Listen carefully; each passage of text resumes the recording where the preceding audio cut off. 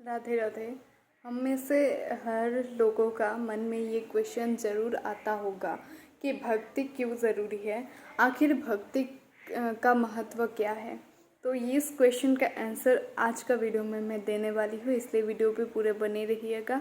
और वीडियो अच्छा लगे तो लाइक, कमेंट और शेयर करना बिल्कुल मत भूलिएगा।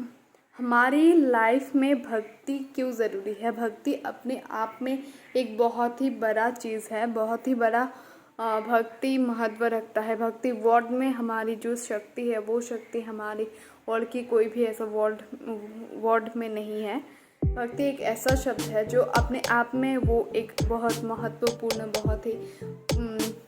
बहुत ही महान शब्द है।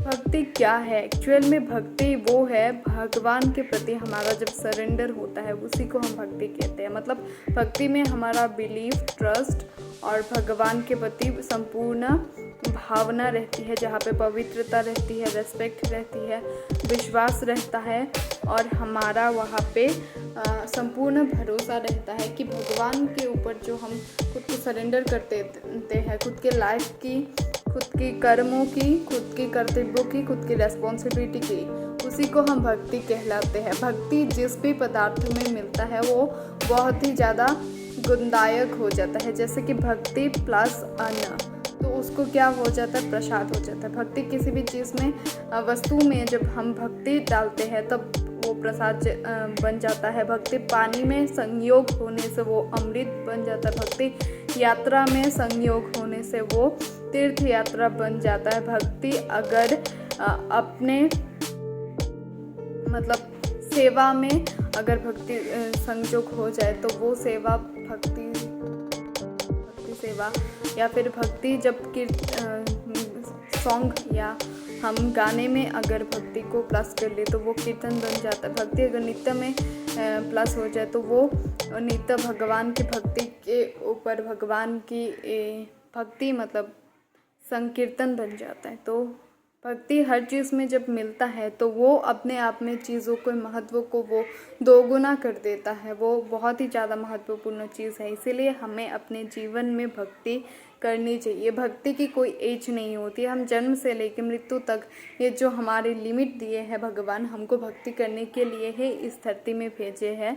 तो इसीलिए भक्ति करने के लिए हमारा कोई पर्टिकुलर एज नहीं है, ठीक है। तो इसीलिए भक्ति हम सबको करना चाहिए और भक्ति हमको इस तरह से करना चाहिए। भक्ति के ऊपर मतलब भगवान के ऊपर संपूर्ण सरेंडर हो, विश्वास हो, ट्रस्ट हो, तब जाके उसे भक्ति कहलाता है। इसीलिए मैं कहती हूँ और कह रही हूँ, आप सब लोग भक्ति करना शुरुआत कीजिए। और हाँ, भगवान को पाने के लिए जिस चीज़ों को, सात्विक चीज़ों को, हम उन सारी चीज़ों को दूर रहना हमारा ज़रूरी है। हमारा रेस्पॉन्सिबिलिटी मतलब क्या है? हम भगवान को अगर पाना चाहते हैं तो कुछ रूल्स रेगुलेशन ज़रूर होंगे ना। जैसे कि हमारे स्कूल में रूल्स रेगुलेशन रहते हैं, कॉलेज में रहते हैं, हमारा ऑफिस में रहते हैं। तो भगवान की राह में ऐसे रूल्स बिना रेगुलेशन के कैसे हो सकता है?